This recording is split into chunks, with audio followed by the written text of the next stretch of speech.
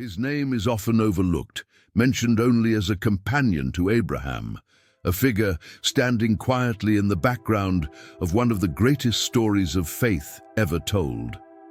Yet behind that quiet presence lies a life filled with choices, compromises, and struggles that shape the destiny of cities and nations. Lot was not just Abraham's nephew. He was a man who walked close enough to greatness to taste its blessings, but whose own path reveals the fragile line between faith and fear, obedience and compromise. What makes Lot's story so compelling is not that he was a hero of faith, but that he was painfully human. He saw the miracles that surrounded Abraham. He shared in the prosperity of traveling with a man chosen by God, and yet his own life was marked by hesitation, by decisions that looked wise in the moment but carried devastating consequences later. Lot's journey forces us to ask difficult questions about ourselves. What guides our choices? Do we seek what is comfortable or what is right? Do we live by faith or by sight? Lot's life begins with promise. He leaves behind the safety of Ur to travel into the unknown alongside his uncle. This decision alone shows courage and loyalty. He was willing to walk away from what was familiar, not because he heard the call himself, but because he trusted the one who did. Yet as the story unfolds, we discover that walking near someone else's faith is not the same as living by faith personally. Lot's closeness to Abraham placed him in the stream of blessing, but it did not guarantee that his own heart was rooted in the same obedience. As Abraham and Lot prospered, their wealth became too great for them to live side by side. This moment would test Lot for the first time. Abraham, with remarkable humility, allowed his younger nephew to choose the land he desired. Lot lifted his eyes and saw the fertile plains of the Jordan, green, inviting and promising abundance. It was a decision made by sight, and it set his life on a course that would eventually take him into the heart of Sodom. Up to this moment, Lot had lived in the shadow of Abraham's faith. He shared in his journeys, benefited from his blessings, and was protected by his prayers. But here we see him step out on his own, guided not by promise, but by prosperity. His silence in the story is telling. While Abraham built altars and called upon God, Lot is remembered by the choices he made about where to live, and those choices would shape his destiny more than he could have imagined. Lot's beginning is a reminder that it is not enough to be near faith. We must make it our own. His story is powerful because it shows how easily the desire for comfort can draw us into dangerous places, and how the consequences of small decisions can echo across generations. If you want to continue discovering the untold depths of Lot's journey and uncover lessons that speak directly to us today, make sure to subscribe to the channel, like this video, and share your thoughts in the comments. Your engagement helps bring these timeless stories to life and allows them to reach others who need encouragement and wisdom. The moment came when Abraham and Lot could no longer remain together in the same land. Their herds had grown too large, their servants too many, and the quarrels that rose among their people threatened the unity of the family. Abraham, the elder and the one entrusted with the divine promise, acted with humility. He did not demand first choice or assert his authority, but instead invited Lot to choose the land he desired. This invitation was not just an act of generosity, it was a test of character. Lot was given the chance to show whether his decisions would be guided by faith or by the lure of immediate gain. When Lot lifted his eyes, he saw the lush plain of the Jordan stretching before him, watered like a garden, rich in beauty and promise. The text emphasizes how pleasing it was to the eye, almost Eden-like in its appearance, and yet the very land that looked so inviting was overshadowed by the presence of Sodom and Gomorrah. Lot chose what seemed best, judging by sight alone, while Abraham allowed God's promise to guide him into the land that appeared barren by comparison. Lot's decision reflects the timeless temptation to prioritize what looks fruitful in the moment, rather than trusting in a greater plan that may not be immediately visible. The choice of Lot reveals a heart that longed for security and prosperity. To him, the plains of the Jordan seemed like the safer path, one that would provide comfort and ease for his flocks and family. In choosing the visible abundance, he unknowingly stepped into a dangerous setting, one that would test his integrity and shake his soul. The comfort he sought became a snare, for the closer he moved to Sodom, the deeper he placed himself into an environment hostile to righteousness. This moment of decision is crucial because it highlights the contrast between two worldviews. Abraham trusted the unseen, believing that God's promise was greater than the barrenness of the land before him. Lot trusted what his eyes measured, valuing the immediate advantage of fertile ground over the unseen blessing of walking under divine direction. In this way, Lot's decision represents the struggle within every human heart, the pull between what is visibly appealing and what requires faith to embrace. What makes this choice so striking is the subtlety of it. Lot was not making a decision to rebel against God, nor was he openly choosing evil. He was simply choosing what seemed better, more comfortable, more beneficial. Yet in that small, reasonable decision lay the seeds of profound consequence. His story reminds us that not all dangerous choices appear evil at first glance. Some are wrapped in beauty, framed in opportunity, and cloaked in promises of success. Yet beneath the surface lies a slow drift away from the place of safety and divine presence. As Lot settled near Sodom, he began a gradual descent into compromise. At first, he pitched his tents near the city, keeping some distance, perhaps maintaining a sense of separation. Over time, however, we later find him living within the city itself, seated at its gate, a place of influence, yet also of entanglement. This progression shows how one choice leads to another, how comfort gradually redefines boundaries, and how the desire for stability can draw a person into deeper association with the very things they once sought to avoid. The lesson embedded in this moment is that decisions made by sight alone often underestimate the unseen dangers. Lot saw fertile ground, but he did not weigh the corruption of Sodom. He saw prosperity, but not the spiritual cost of immersing his household in a culture hostile to righteousness. What seems small at the beginning can shape destiny in ways we cannot imagine. Lot's decision to settle near Sodom became the first step in a path that would eventually pull him into crises of unimaginable proportions. This choice also reshaped his identity. Away from Abraham, Lot lost the covering of his uncle's faith and presence. He now stood alone, having charted his own course. Without Abraham's constant influence, the decisions he made carried heavier consequences, for he could not lean on another's faith to shield him. His life entered a season of testing, one in which his own values and convictions would be revealed not through words, but through survival in a city known for its wickedness. Abraham's willingness to surrender the better-looking land shows a striking contrast. By letting Lot choose first, Abraham displayed a confidence that God would bless him regardless of appearances.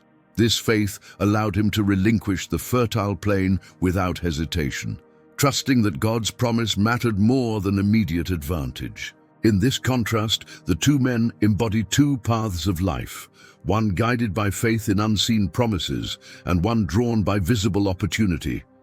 Lot's story reminds us of the heavy cost of the latter, a cost that was not immediate but would unfold painfully in the years to come.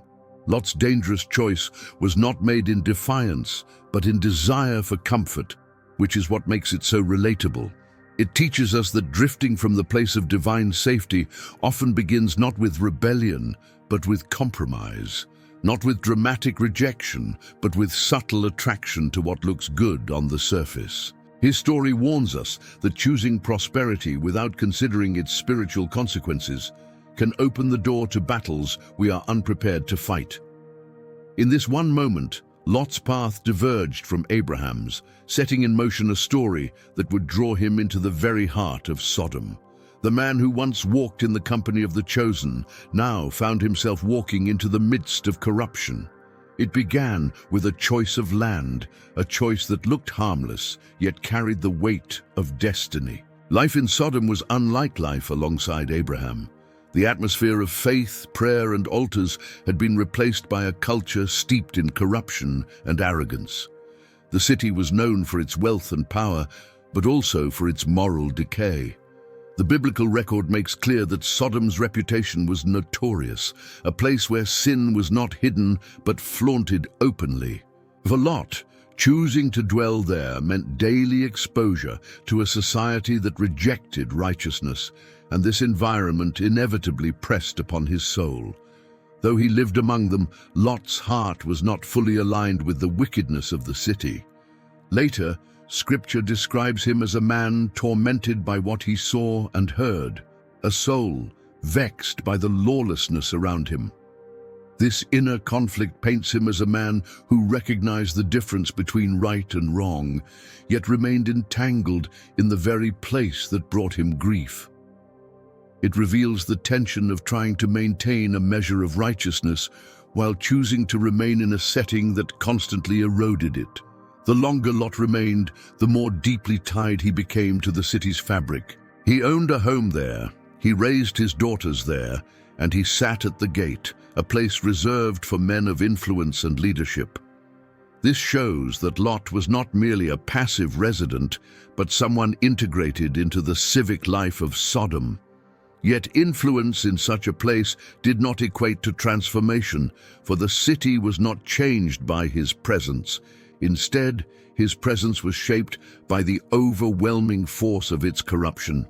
The choice to remain is perhaps the most puzzling aspect of Lot's story. Why not leave if the city grieved his spirit? Why not return to Abraham, who continued to walk with God in faith? The answer may lie in the very things that drew him there in the first place: prosperity, opportunity, and the life he had built. Leaving would have meant abandoning wealth, influence, and the familiar. The lure of stability outweighed the discomfort of living among sin. His hesitation to uproot reveals how difficult it is to walk away from the comforts that bind us, even when we recognize their dangers. Sodom represents more than just a physical city. It is a symbol of compromise. Lot's decision to dwell there, even while maintaining some sense of righteousness, demonstrates the difficulty of straddling two worlds. His heart recognized God's standards, but his life was entangled in the culture of Sodom. This dissonance is what tormented him. It reflects the reality of trying to live righteously while refusing to separate from environments that corrode the soul. The dangers of Sodom were not only external, but internal. Over time, constant exposure to corruption dulls the sharpness of conscience. What once shocked or offended can slowly become tolerated, and what is tolerated eventually becomes normalized. Lot's story shows that though his spirit was vexed, he still stayed. This paradox reveals the human struggle to adapt rather than confront, to endure rather than escape, even when the cost is great. The presence of Lot in Sodom also raises questions about the responsibility of a righteous person in a wicked culture. Did Lot attempt to speak against the sins of the city, or did he remain silent to preserve his position and safety? Scripture is largely silent on his influence, suggesting that his presence, though troubled, did little to shift the moral compass of those around him.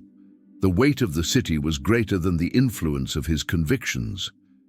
Living among lions, as it were, required constant vigilance, yet Lot seems to have grown accustomed to survival rather than transformation. His daughters grew up in this environment, his household absorbed the values of the city, and the very fabric of his family became entangled in the compromise of his surroundings. The decisions he made were no longer about building altars or seeking divine guidance, but about navigating daily life in a corrupt society. Lot's presence in Sodom is a cautionary tale of what happens when comfort takes priority over conviction. It reminds us that righteousness cannot thrive indefinitely in environments where sin is celebrated and normalized. While Lot remained righteous in the sense that he did not fully adopt the ways of Sodom, the cost of staying was profound. His soul was tormented, his family influenced, and his destiny intertwined with the city's fate. The story of Lot in Sodom prepares us for the dramatic events that were about to unfold. For years, he lived in quiet conflict, carrying the burden of a conscience torn between his values and his surroundings. But the time was coming when this conflict would be exposed in full, when messengers from heaven would arrive at his doorstep, and the corruption of the city would rise to the surface in shocking clarity.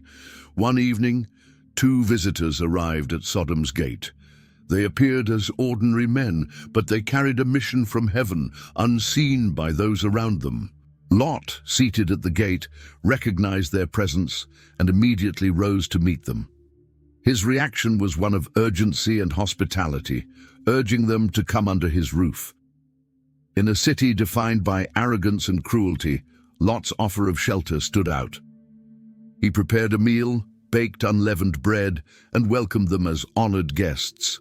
This act of kindness reflected the values he had absorbed from Abraham, who was known for his generous hospitality to strangers.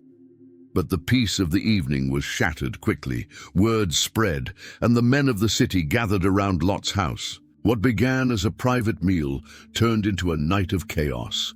The crowd demanded that Lot hand over his guests so they could abuse them, a request that revealed the depth of depravity within Sodom. The scene is one of the most shocking displays of moral collapse in Scripture. A community so consumed by lust and violence that even the sacred duty of protecting visitors was cast aside. Lot stepped outside to confront the mob, closing the door behind him to protect his guests. His words pleaded with them not to commit such wickedness, showing that despite his compromises, his conscience was not silenced. Yet, in his desperation, he made a decision that remains one of the most disturbing in his story. He offered his own daughters to the mob, begging them to spare the visitors. This moment reveals the tangled web of values and fears within Lot's heart. He was willing to protect the strangers at any cost, even the cost of his family's dignity, showing how distorted judgment can become when pressed by overwhelming evil. The men of the city refused his offer and pressed harder against the door, threatening Lot himself. At this critical moment, the visitors revealed their true power. They pulled Lot inside, shut the door, and struck the men outside with blindness. Chaos erupted among the crowd as they groped in the dark, unable to find the doorway they had once pressed upon with violence. What appeared to be ordinary men were now revealed as messengers of divine judgment, come to expose the depths of Sodom's corruption and to deliver Lot from destruction. This night pulled back the curtain on the reality of Sodom's heart. The demand of the mob, the threat of violence, and the blindness that followed exposed a society beyond repair. The sin of the city was not hidden in secret places, but displayed openly, celebrated by the many. Lot's house became the stage where the corruption of the community clashed with the holiness of God, God's messengers, leaving no doubt that judgment was imminent. The actions of Lot during this crisis highlight the contradictions within his character. He showed courage in confronting the mob, hospitality in welcoming the strangers, yet desperation and compromise in offering his daughters. His decisions reflected a man torn between righteousness and fear, a man who recognized the evil around him but lacked the clarity to navigate it without entanglement. This tension is what makes his story so human, so complex, and so unsettling. The intervention of the angels revealed that Lot's survival was not dependent on his wisdom or strength, but on divine mercy. He could not protect his household from the force of the city, nor could he find a solution to the mob's rage. Only the power of God could preserve him, And that preservation came not because of Lot's perfection, but because of divine determination to rescue him. This truth would only grow clearer as the night unfolded. The events of this night are more than a shocking story. They are a picture of what happens when a culture abandons restraint and when the line between right and wrong is erased. Lot's house became a refuge only because of the presence of the messengers of God, reminding us that in the darkest places, light still breaks in, but not without exposing the depth of corruption that has taken root. For Lot, the night was a turning point. The visitors were no longer just guests, they were bearers of urgent news. The judgment of Sodom was not distant, it was imminent. The chaos outside his door was only a foretaste of what was to come. The time for decision had arrived, and hesitation could no longer be afforded. As the night pressed on, the visitors revealed their message to Lot. The outcry against Sodom had reached the heavens, and the city was marked for destruction. The angels urged Lot to gather his household, his sons-in-law, his daughters, and all who belonged to him, and to flee the city without delay. The urgency of their words could not be overstated. The mercy of God was being extended one last time, not to the city as a whole, but to Lot and those who would heed the warning. Lot went out to speak to his sons-in-law, men pledged to marry his daughters, and told them of the coming judgment. But they did not take him seriously. To them, his words sounded like jest, as if he were exaggerating or mocking. Their dismissal shows how deeply the spirit of Sodom had seeped into his extended family. Even with danger at the door, the warning of destruction seemed unbelievable, too radical to accept. Their response reflects the tragic reality that proximity to righteousness does not guarantee faith, and that the call to escape can sound foolish to those who have grown comfortable in corruption. Inside the house, the urgency of the moment grew heavier. Morning was approaching, and still Lot hesitated. The angels pressed him again, telling him to take his wife and daughters and leave, but he lingered. His delay reveals the human tendency to cling to what is familiar, even when it is marked for destruction. The home he built, the possessions he owned, the life he knew, all of it tethered his heart, making it difficult to let go. Judgment was imminent, yet his steps were slow, showing how powerful the grip of the past can be. The mercy of God shines brightest in this moment of hesitation. When Lot lingered, the angels seized him, his wife and his daughters by the hand, and led them out of the city. The text emphasizes that this was because of the Lord's mercy. Lot did not escape because of his resolve or his obedience, but because divine hands pulled him out. This image is one of profound grace, where salvation comes not by human strength, but by the intervention of God who refuses to let go. Once outside, the instructions were clear. Flee for your lives, do not look back, and do not stop anywhere in the plain. The urgency was repeated, emphasizing that hesitation could mean death. Yet even here, Lot hesitated again, pleading not to flee to the mountains but to a small nearby town. His request reveals his fear, his inability to trust fully in the command given. Rather than running as far as possible from danger, he asked for a compromise, a smaller step of obedience. And still, mercy granted his request. The angels allowed him to flee to the town, showing that even in weakness, the hand of God was willing to meet him where he was. This scene captures the paradox of Lot's escape. He was a man caught between fear and faith, obedience and hesitation. He believed enough to act, yet not enough to act swiftly. He responded to the warning, yet with reluctance. His survival was not a triumph of his own courage, but a testimony to the mercy of God that would not abandon him, even when he struggled to let go. The urgency of this night serves as a warning across the ages. It reveals how dangerous hesitation can be when destruction looms, how costly it is to delay obedience. Yet it also shows the patience of divine mercy, willing to pull us forward when our feet refuse to move. Lot's story at this midnight hour is not only about the destruction of Sodom, but about the persistence of grace, reaching into the hesitation of the human heart and refusing to leave it behind. The picture of Lot being led by the hand out of Sodom is both sobering and comforting.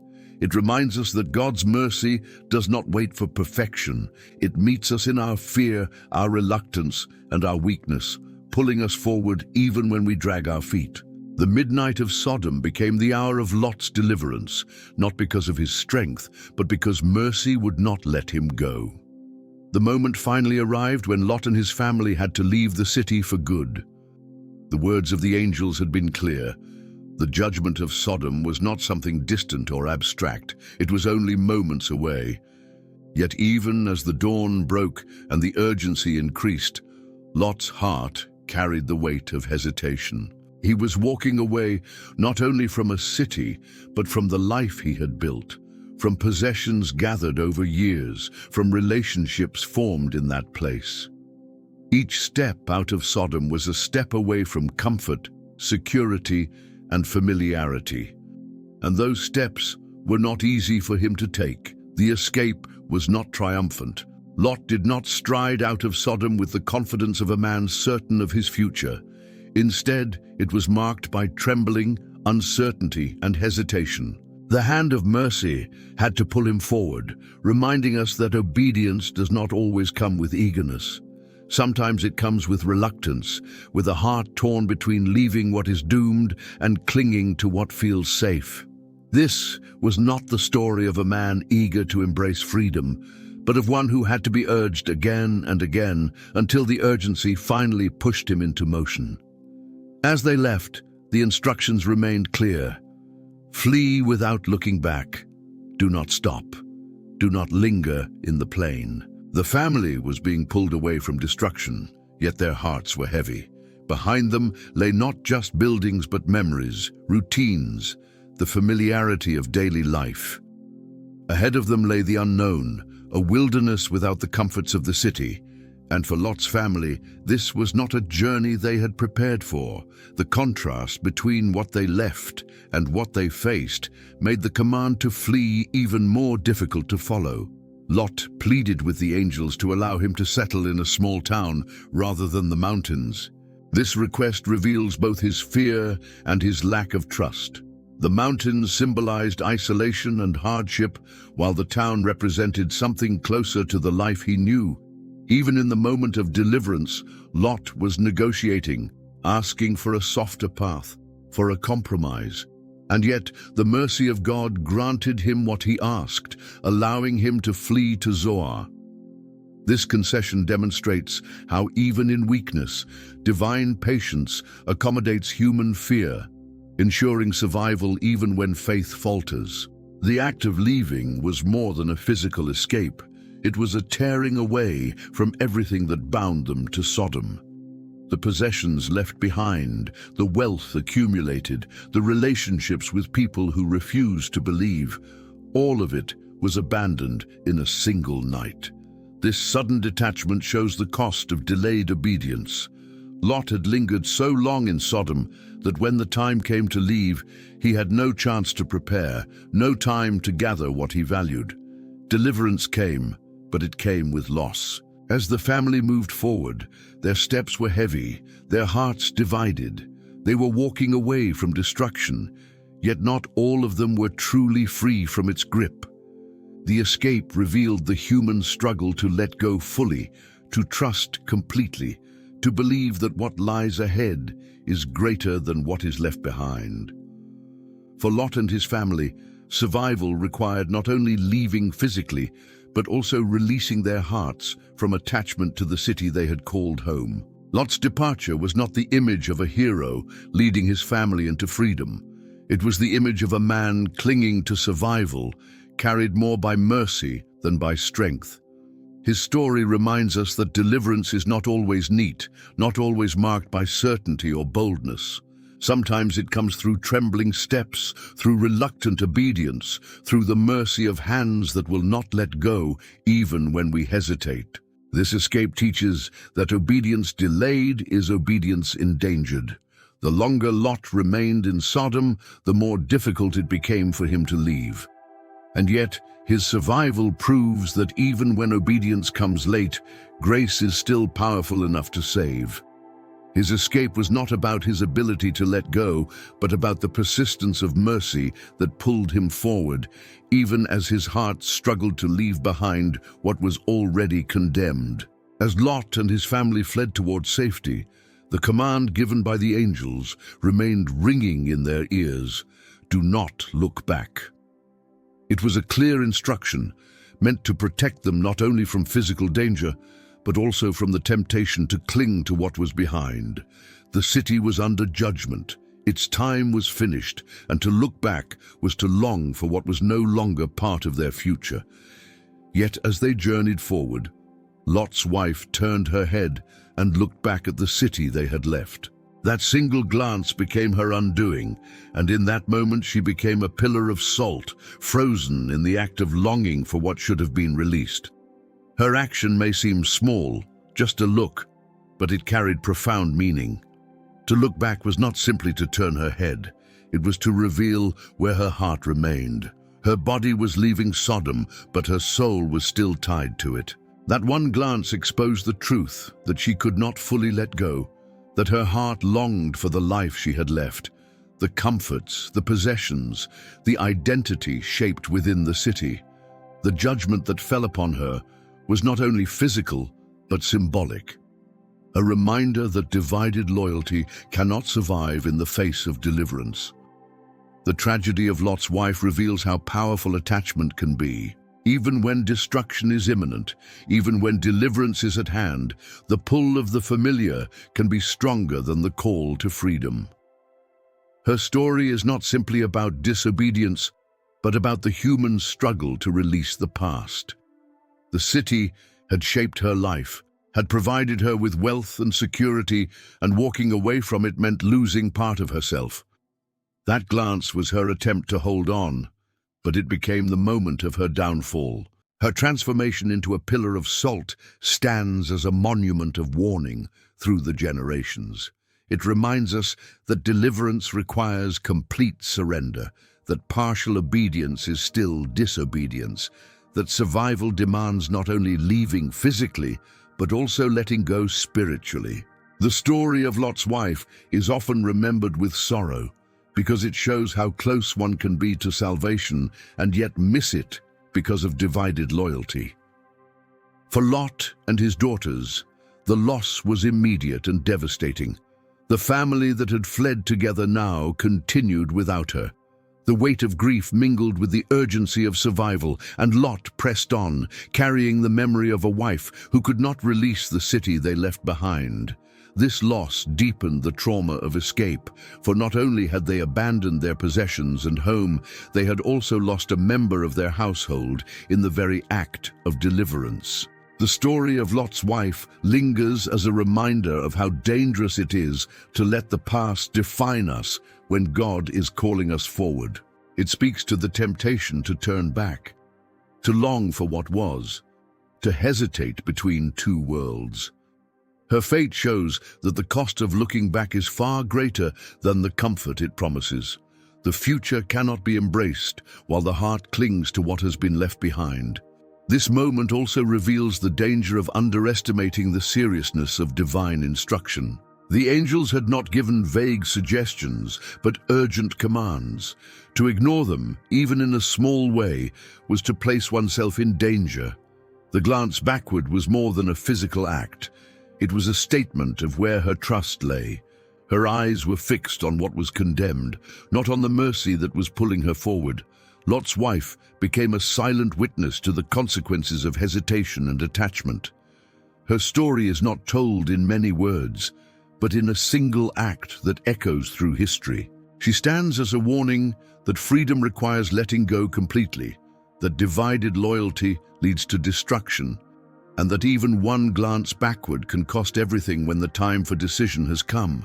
After the destruction of Sodom and the tragic loss of his wife, Lot fled with his two daughters to the mountains.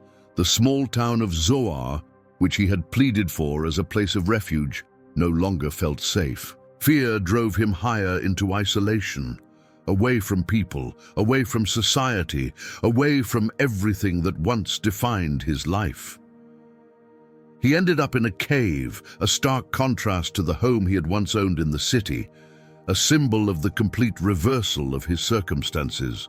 The man who had once lived among prosperity and influence now dwelt in silence and seclusion. This new chapter of his life was not one of triumph, but of survival. Lot had escaped the flames of judgment, but he had not escaped the weight of loss. His wife was gone, his sons-in-law had perished, his possessions had been left behind, and his reputation was shattered. He lived, but he lived broken. The silence of the mountains amplified the emptiness of what he had lost, reminding him daily of the cost of his choices and the weight of divine judgment that had swept away the city he once called home. The cave became a place of both safety and sorrow. It shielded him from danger, but it also enclosed him in loneliness. Without Abraham, without community, without the stability of family beyond his two daughters, Lot existed in a space stripped of joy. The silence of the mountains was not peaceful but heavy, filled with unspoken grief and the lingering trauma of all he had seen. He had survived the fire, but he carried the ashes of memory within him. Lot's daughters shared in this isolation. They had lost their mother, their future husbands, their home, and their city.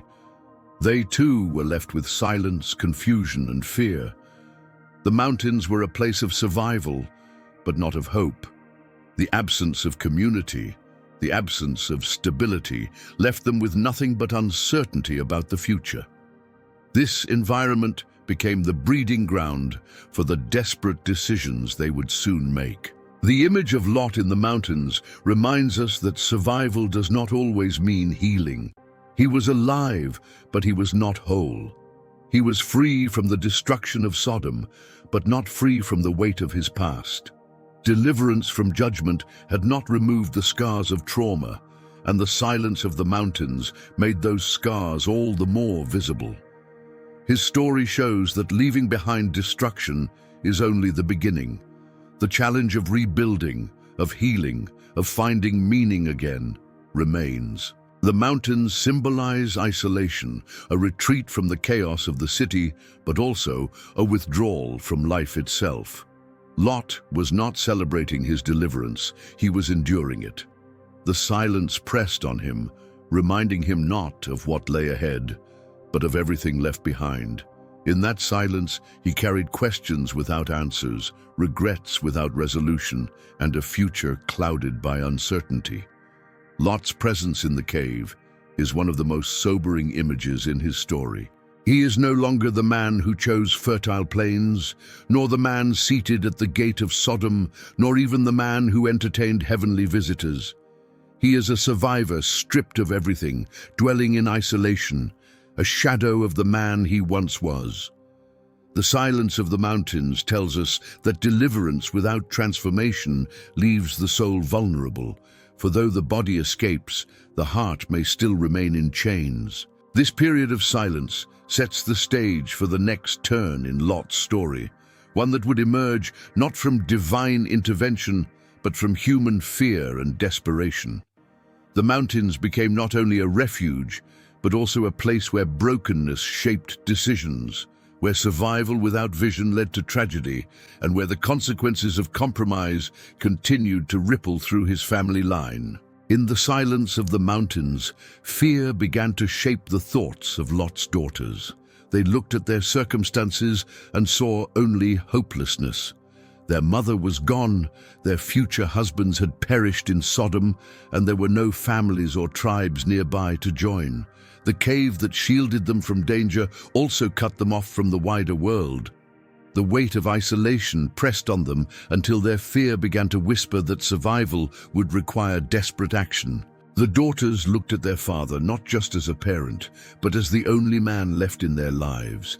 In their minds, the future of their family line depended on him. Fear convinced them that their situation was beyond hope, that no husband would ever come, that no children would ever be born to carry on their legacy. It was this fear, rather than faith, that drove them to create a plan that would shock the pages of Scripture. They decided to get their father drunk with wine and lie with him so they might preserve their lineage. The very thought reveals the depth of despair that had gripped them.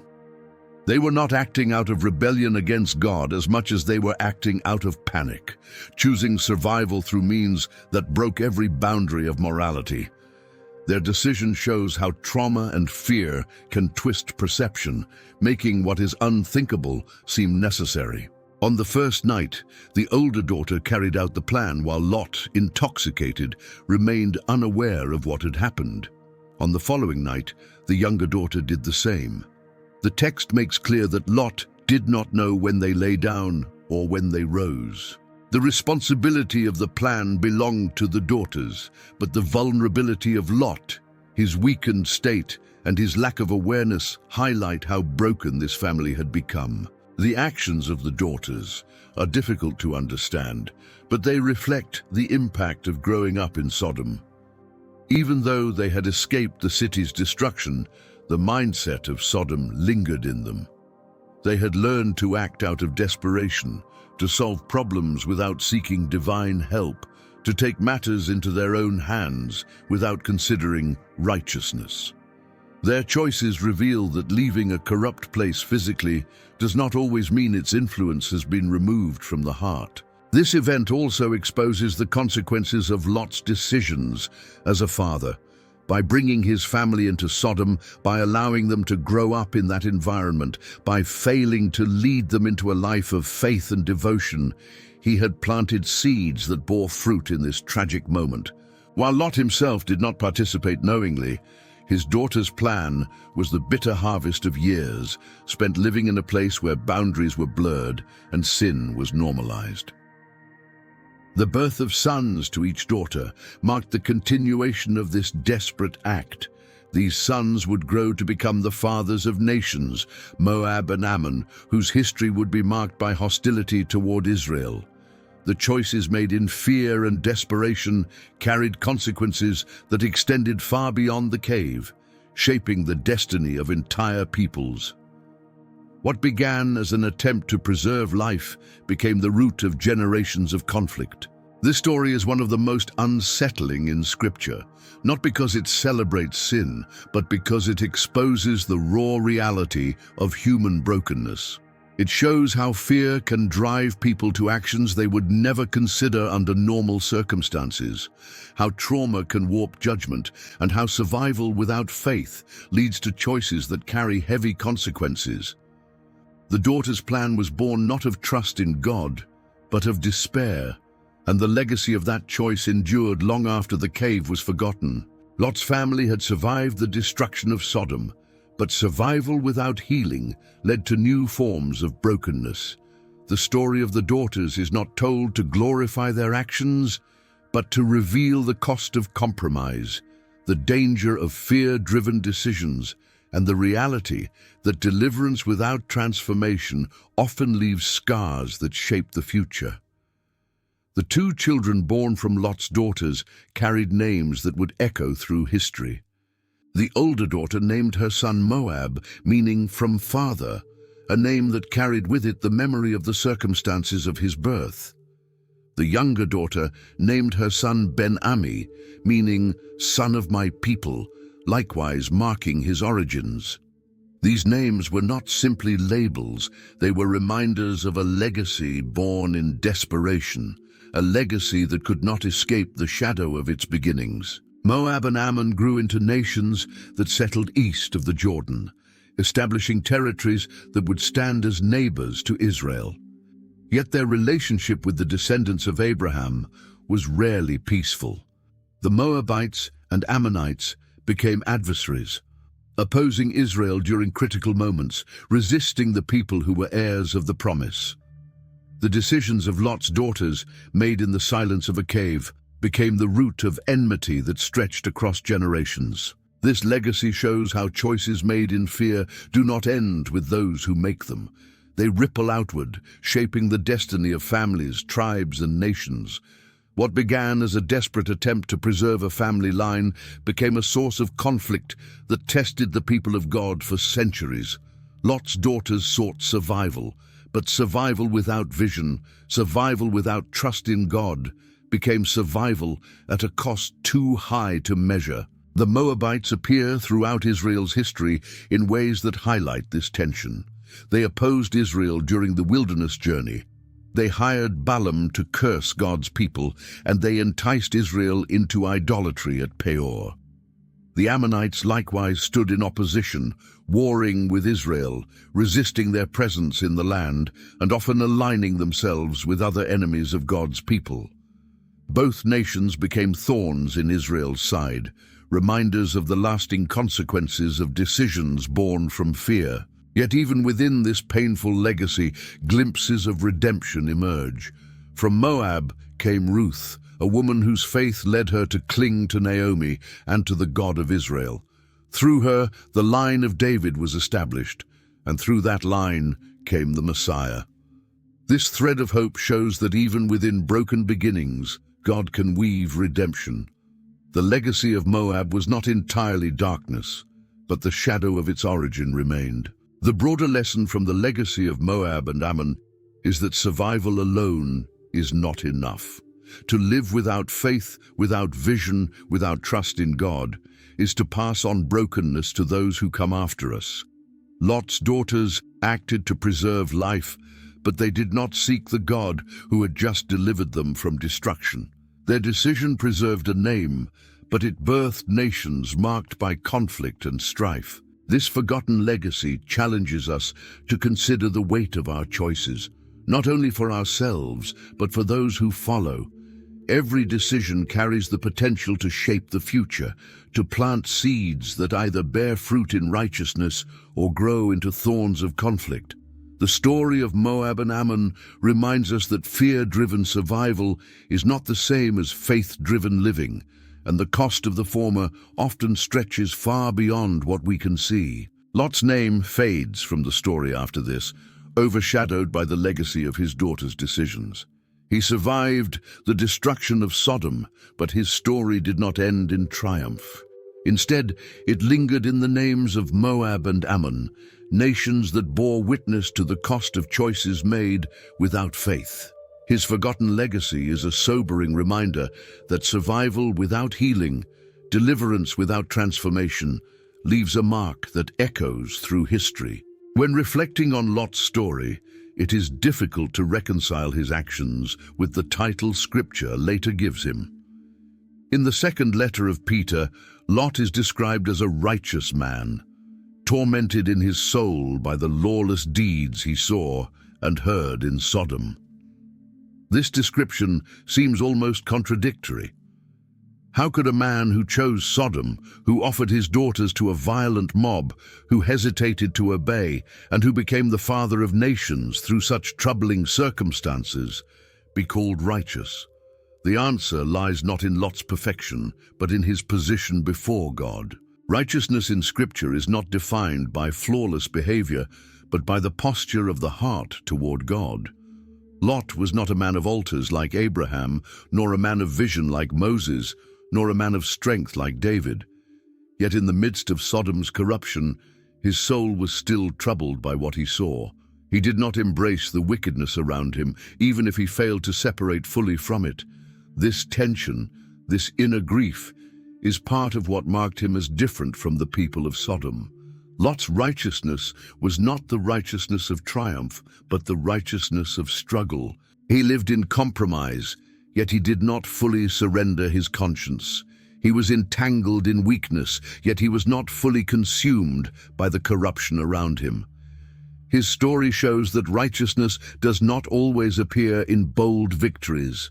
Sometimes it exists in the quiet torment of a soul unwilling to embrace the darkness it cannot escape. The verdict of Scripture also reminds us of the power of grace. Lot's rescue from Sodom was not earned by his deeds, but granted by mercy. The angels seized him because of the Lord's compassion, not because of his worthiness. This act of deliverance shows that righteousness is ultimately rooted in God's grace, not in human perfection. Lot's survival, despite his failures, illustrates that God's ability to save is greater than human weakness. This perspective helps us see Lot not as a contradiction, but as a mirror of the human condition. Many struggle with compromise, with weakness, with choices that fall short of faith. Yet God's verdict on Lot reminds us that he sees the heart, he knows the torment within, and he extends mercy even when our lives are marked by hesitation and failure. Lot's righteousness was not the absence of sin, but the presence of grace. The surprising verdict also teaches us about divine patience. Lot lived in Sodom for years, surrounded by corruption, yet God did not abandon him. When the time of judgment came, God still extended mercy, still sent angels, still pulled him out. This patience reveals the character of God, who does not measure righteousness by human standards, but by his own compassion and purpose. Lot's story, viewed through this lens, becomes less about his failures and more about God's mercy. It shifts the focus from the man who hesitated to the God who refused to let him perish, from the compromises of his life to the grace that still called him righteous. This does not excuse his actions, but it reframes them within the larger picture of divine compassion. To call Lot righteous is not to ignore his flaws, but to recognize that righteousness is defined by relationship, by trust, by the mercy of God that covers weakness. Lot's life, with all its brokenness, still bore witness to a heart that could not embrace the sin around him. His righteousness was imperfect, but it was real, and it was honored by God, who sees beyond appearances to the reality of the soul. Lot's story, though ancient, continues to speak with striking relevance today. His life was not that of a prophet, nor of a great leader, nor of a man remembered for extraordinary faith. Instead, his story is one of compromise, hesitation, weakness, and yet also of mercy.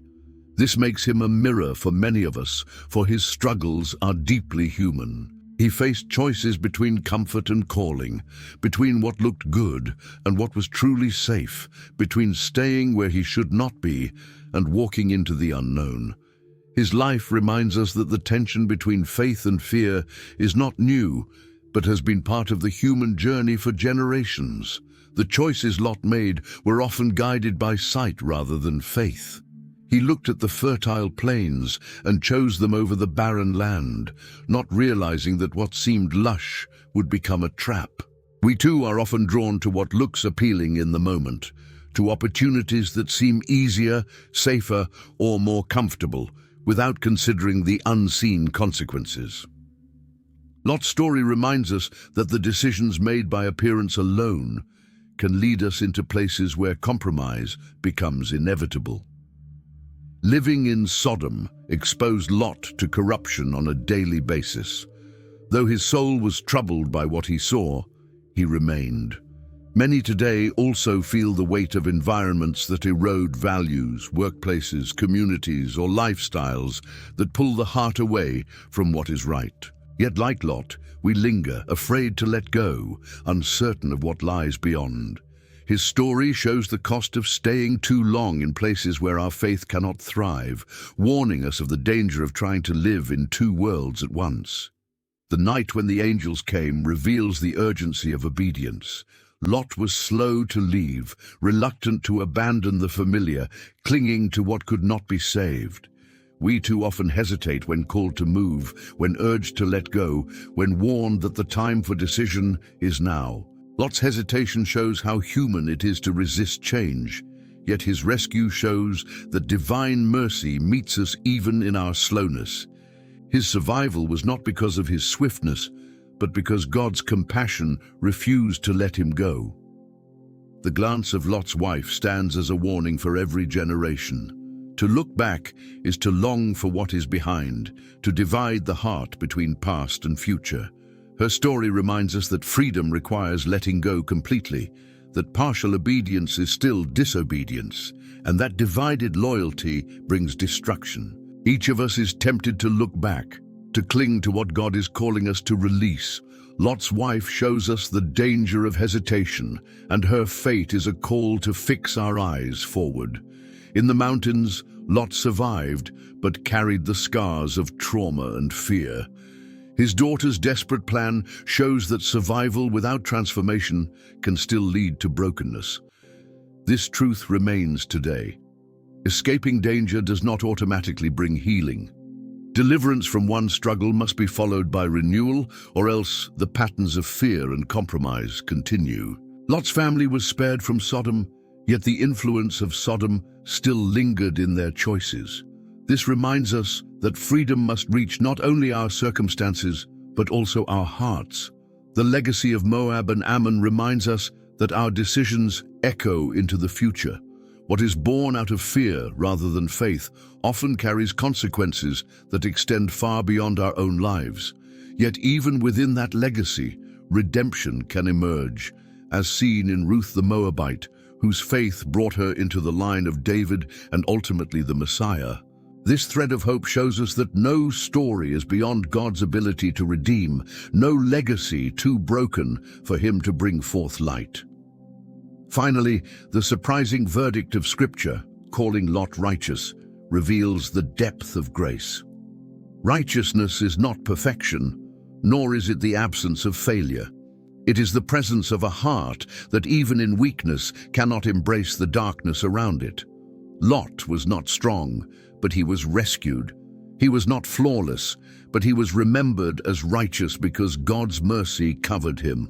His story reminds us that our hope does not rest in our ability to live without error, but in God as willingness to rescue, to redeem, and to call us His own even when we hesitate. Lot's life still matters because it shows us ourselves. His compromises reflect our struggles, his hesitation mirrors our fears, his deliverance reveals God's mercy. The man who escaped Sodom is a reminder that divine grace reaches into weakness, that God rescues not only the bold but also the reluctant, not only the strong but also the trembling. His story is a call for us to examine our own hearts, to ask where we have lingered too long, where we are tempted to look back, and where we must finally move forward in faith. Lot's journey ends not with triumph, but with survival, not with glory, but with mercy. And perhaps that is why his story is so important. It reminds us that even in weakness, grace is greater. Even in hesitation, mercy is patient. And even in brokenness, God is able to redeem. The untold story of Lot is the story of a man who struggled, who faltered, and who was still called righteous because God's grace never let him go. Thank you for listening to this message about the untold story of Lot.